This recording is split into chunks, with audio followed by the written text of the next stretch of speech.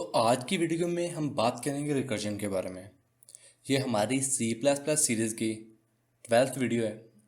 अगर आप C++ के बिगिनर हैं तो आप पूरी प्लेलिस्ट को एक्सेस करें, उसका लिंक डिस्क्रिप्शन में दिया गया है। और 30 डेज़ में हमने C++ पूरा कोर्स कंप्लीट करना है। तो आज की वीडियो की बात कर लेते हैं। रिकर्जन रिकर्जन होता है कोई फंक्शन है, वो खुद को ही कॉल करता है। जैसे हमारे पास for loop, do while loop काम करती थी, ये रिकर्जन भी उसी तरह काम करती है। तो हम एक एग्जांपल देख लेते हैं किस तरह रिकर्जन काम करती है। हमने एक एग्जांपल ली, हम एक फंक्शन बना लेते हैं कोई भी। हमने बना लिया वाइड फन के नाम से कोई हमने फंक्शन बना लिया और उसमें रख दिया इंट। ये हम मेन फंक्शन से देंगे, दे देता हूँ मेन फंक्शन में जाके फन एंड देन कोई भी वैल्यू देता हूँ एंड देता हूँ वैल्यू देता हूँ इधर डायरेक्टली। तो वाइड फंक्शन में कर लेते हैं हम लोग, अगर तो हमारे पास n लेस देन 1 हो तो ये फंक्शन रिटर्न हो जाए। अगर ये कंडीशन नहीं फुलफिल होती तो एल्स में जाए और हमारा करे जो हमारा फन फंक्शन है, नेम हमने फन रखा था तो उसको रिकॉल करते हैं। ये रिकर्जन होती है, फन को रिकॉल कर दिया और n-1 कर दिया। एंड देन इधर भी करवाते हैं सी आउट n, मैं स्पेस देता हूँ। एंड देन इधर भी करवा लेते हैं सी आउट n। ये हमने करवा लिया। तो हम इसको अगर आउटपुट करवाते हैं, रन करते हैं फंक्शन को, यहाँ पर मैं सेमीकोलन करता हूँ और फंक्शन को हम लोग रन करते हैं,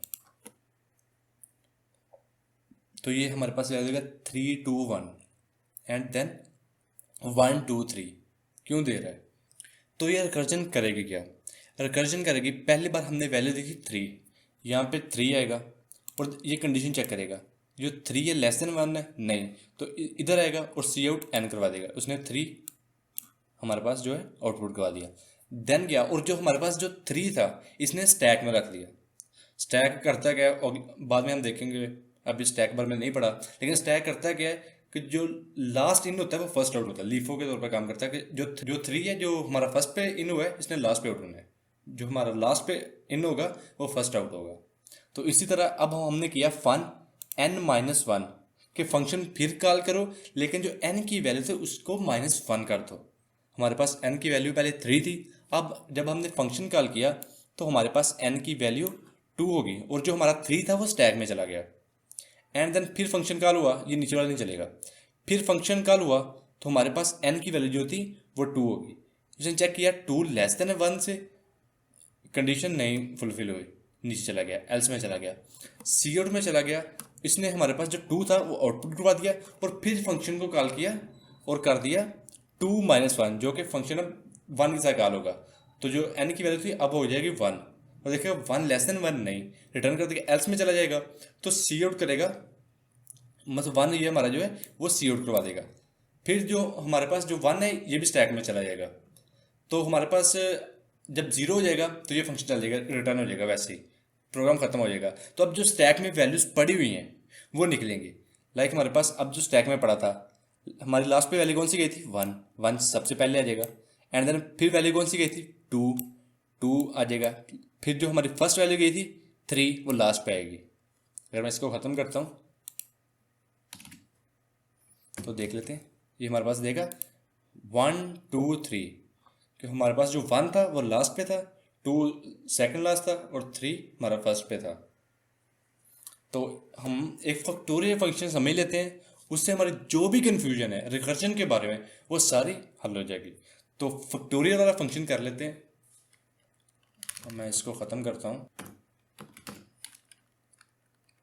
इंटीजर का फंक्शन ले लेता हूँ एंड देन इधर लिख देता हूँ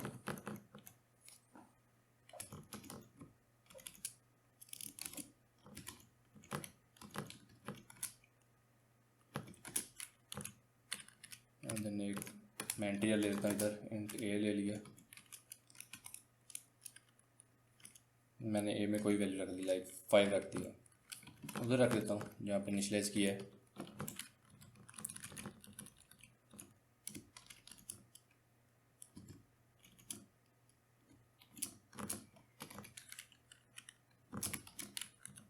देन फंक्शन का कर देता हूँ।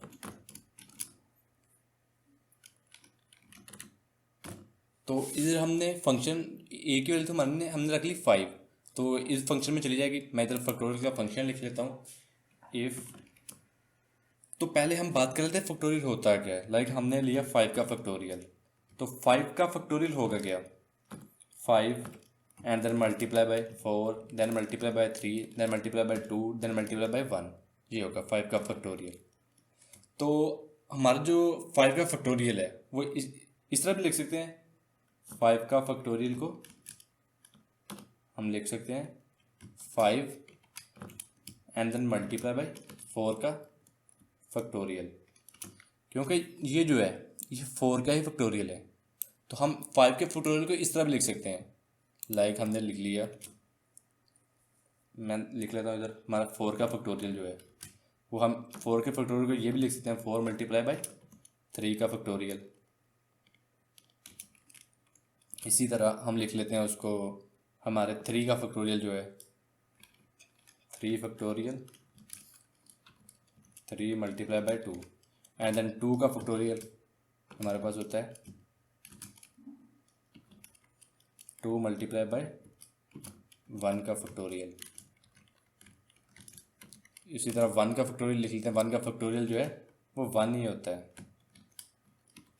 तो ये कैसे चलेगा, मतलब 1 का फैक्टोरियल 1 आ गया, 2 मल्टीप्लाई बाई 1 का फैक्टोरियल, 1 का फैक्टोरियल क्या था 1 ही, 2 मल्टीप्लाई बाई 1 2 आ गया। इसी तरह अब 3 मल्टीप्लाई बाई 2 का फैक्टोरियल क्या आया था हमारे पास, आ गया था हमारे पास 2 था, तो 3 मल्टीप्लाई बाई 2 6 आ गया। इसी तरह 6 जो 3 का फैक्टोरियल था वो 6 था, 6 मल्टीप्लाई बाई 4 हमारे पास 24 आ गया। एंड देन जो हमारे पास 5 मल्टीप्लाई 4 का फैक्टोरियल, जो हमारे पास 4 का फैक्टोरियल था वो था 24, 5 मल्टीप्लाई बाई 24 120, ये तो हमारे पास वैल्यूज आ गई। तो हम जो n का फैक्टोरियल है उसको इस तरह भी लिख सकते हैं, n factorial is equal to n multiply by n minus 1। यही ऊपर हम लोगों ने किया है, 5 का फैक्टोरियल लिया 5 मल्टीप्लाई बाई 5 माइनस 1 4 का फैक्टोरियल लिया 4 मल्टीप्लाई बाई 4 माइनस 1। तो इसी तरह हम रिकर्जन को कॉल करेंगे, तो करेगा क्या, इफ़ अगर तो हमारी जो वैल्यू है n जो है लेस देन इक्वल टू 1 है तो हमारे पास जो रिटर्न कर दे 1,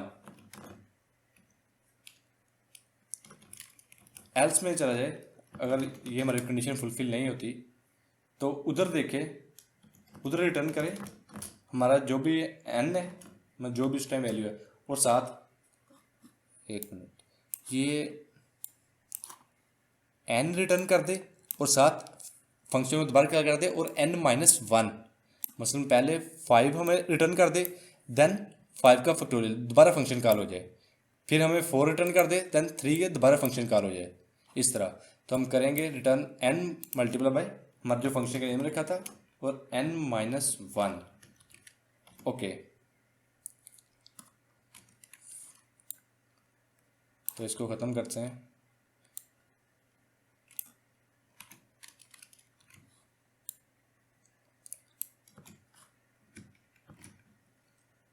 रिटर्न में आर नहीं डाला था, तो इसको रन करते हैं। तो ये बता देगा हमारा जो 5 का फैक्टोरियल है, हमारा 5 का फैक्टोरियल जो है 120 है। इसी तरह मैं कर लेता हूँ हमारा जो है 4 का फैक्टोरियल कर लेता हूँ, इसको रन करता हूँ तो हमें दे देगा 24। इस तरह मैं अगर 6 का करता हूँ वो दे देगा 720। तो मैं 5 का कर लेता हूँ, आपको बताता हूँ ये रिकर्जन फंक्शन कैसे कॉल हो रहा है। स्टैक की हमने बात की थी कि स्टैक में वैल्यू चली जाती है, तो इसी तरह ये करेगा हमारा रिकर्जन फंक्शन जो है हमारा जो पहली दफ़ा कॉल होगा, n की वैल्यू हमारे पास क्या होगी 5, ये करेगा 5, देन मल्टीप्लाई करेगा फंक्शन को जो कि हमारे पास है n minus 1, n minus one में क्या होगा, 5 माइनस वन 4, ये हो जाएगा। मैं इसको कर देता हूँ। एंड देन क्या करेगा, जो अब जो हमारे पास n की वैल्यू थी वो होगी 4, क्योंकि फंक्शन ने n माइनस वन कर दिया, तो इधर 4 जाएगा। तो जब इधर आएगा तो हो जाएगा 4 एंड देन मल्टीप्लाई बाय हो जाएगा फन n माइनस वन। अब 4 वैल्यू थी, n माइनस वन से क्या होगी 3 एंड देन अब हमारे पास जो वैल्यू थी n की वो 3 होगी। ये कंडीशन तो नहीं फुलफिल, नीचे है जो हमारे पास 3 मल्टीप्लाई बाय हमारे पास जो फन था वो n minus one, 3 minus one जो कि हमारे पास हो गया 2 एंड देन इसी तरह हमारे पास 2 में 2 के लिए चेक किया, 2 के लिए भी नहीं चला, 2 मल्टीप्लाई बाय फन 1। तो अब हमारे पास जो 2 आया था वैल्यू, तो 2 माइनस वन 1, तो इधर वैल्यू जाएगी 1 गई, तो वो कंडीशन देखेगा। तो अगर हमारी कंडीशन फुलफिल होगी वो एल्स में तो नहीं जाएगा, रिटर्न 1 कर देगा। तो क्या करेगा, हमारा ये जो फंक्शन होगा, जो हमारा फन 1 होगा, वो हमारे पास रिटर्न करेगा 1। उसने हमें सिंपली 1 रिटर्न कर दिया। तो ये करेगा क्या, हमारे पास 1 रिटर्न हुआ था, 1 को करेगा मल्टीप्लाई बाय 2 से, और जो कि हो जाएगा 2। फिर करेगा हमारे पास जो 2 आ गया था उसको मल्टीप्लाई करेगा हमारे पास 3 से, जो कि हमारे पास आ गया 6 एंड देन करेगा हमारा जो 6 आया था, जो फन 3 में हमारा 6 आया था, तो 6 को मल्टीप्लाई करेगा 4 से, 6 मल्टीप्लाई बाय 4 जो कि आ गया 24। अब जो हमारे पास फन 4 है उसकी वैल्यू हमारे पास क्या आ गई थी 24, तो 24 को करेगा हमें 5 से मल्टीप्लाई कर देगा, 24 मल्टीप्लाई बाय 5 जो कि हमारे पास हो जाएगा 120। तो इस तरह जो रिकर्जन फंक्शन होता है काम करता है। तो उम्मीद तो है कि आप लोगों को समझ लग गई होगी रिकर्जन फंक्शन से। तो अगर कोई भी कन्फ्यूजन है रिकर्जन के बारे में या कोई क्वेश्चन है तो कमेंट कर दें, तो कमेंट में आप क्वेश्चन पूछ सकते हैं, कोशिश करूँगा हर क्वेश्चन का जवाब दूँ।